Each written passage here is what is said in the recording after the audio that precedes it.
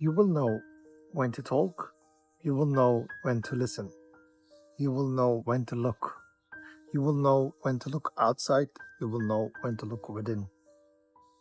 This knowledge will be revealed to you when you're attentive. This knowledge will be with you and part of you when you are actioning everything naturally. When the right action arises at the right time, you do not need to think about it. Today's talk is about if we need to think before we do something, or actually we do something and then later on we might be able to contemplate on it, which one is the right way. So many of us know that from our work, from our schools, from our parents, first to think about stuff and then later on action. On the contrary, I like to suggest that do the thing that you need to do and then later on think about it. It is because when you action something naturally, you are not falling into the trap of decision or options to choose from, or your mind is not splitting into two options and weighing them down and trying to figure out what is the best way to go. If this was a more romantic way of looking at things, I would say listen to your heart and do whatever your heart is telling you to do so. But usually we get confused between what is heart, what is mind. So if you need to hear your heart and if you want to do something naturally, then your brain needs to be quiet. You need to be free from the movement of thought. Thoughts are moving. That means that there is always time involved in it. And you're looking at things with the eyes of past. The past is following you wherever you go. The past is filtering everything that you experience. And through past memory, experience, and knowledge, you're giving decisions based on the options that is provided to you.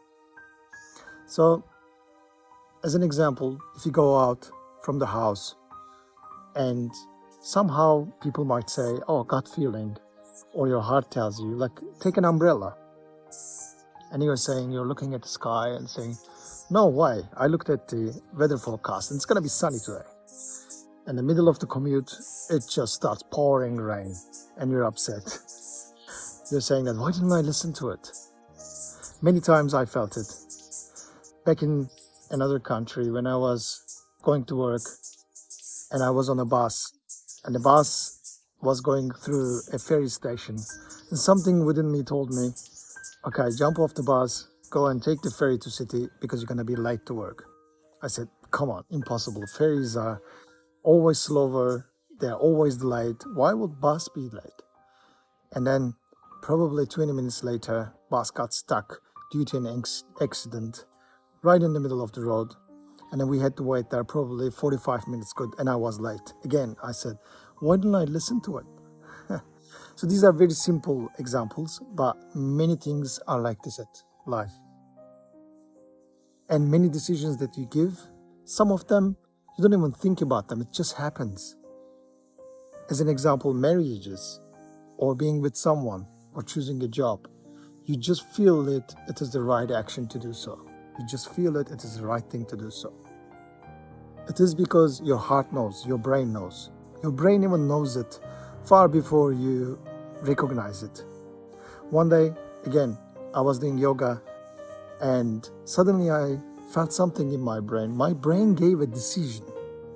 I knew that there was a decision. Interesting, right? Because usually we think that we are giving the decisions. But at that point, I felt like my brain has given a decision. What is it all about? And then nearly like 3 seconds later, a thought popped up and I realized that is the decision that my brain gave. Then I said, who am I then? If my brain is doing everything on behalf of me, before me even recognizing it, then what is it? This is kind of part of the hard problem of consciousness. This is part of problem of psychology now, saying that is there an entity called I within me, which is actually on the pilot seat and driving my life, or everything is happening, I'm just observing. I feel like I'm the observer. I am seeing things through. but nothing I am capable of by myself. My heart beats, my thoughts arise. I don't even know what my next thought will be. And when I'm thirsty, I walk to the fridge. I don't even know which muscles I fire to go there. And I grab the water. I have no idea about the journey of the water once I take a sip from the water bottle. No clue. But everything is designed in such a way that I believe I'm doing those activities. I am the architect of my life, constructor of my life. And also I am at the operations helm. I'm executing my life. This is the feeling. But is it real, or is it something our parents start giving us as an information and we are believing so? What will be life like if we were giving the information in another way? Saying that if since childhood I know that I have no control over what's going on and I'm letting go of everything and things flow, and now I'm not separate from anyone else in my life, and we are all part of the same unity, same oneness, same life, and life is acting and living, and life is trying to know itself through us. And this is how I will relate to my parents, that is how I would relate to my siblings and friends and everyone else. How? What would be the life like if this was the reality? In order to understand that, we need to quieten the mind and take small steps towards reality, towards what is truth, which is naturally life living. Such like, if I need to choose something, that means that I am in duality. The right action doesn't have a choice in it. You just do it. You just go and do it. See how we go. Much love.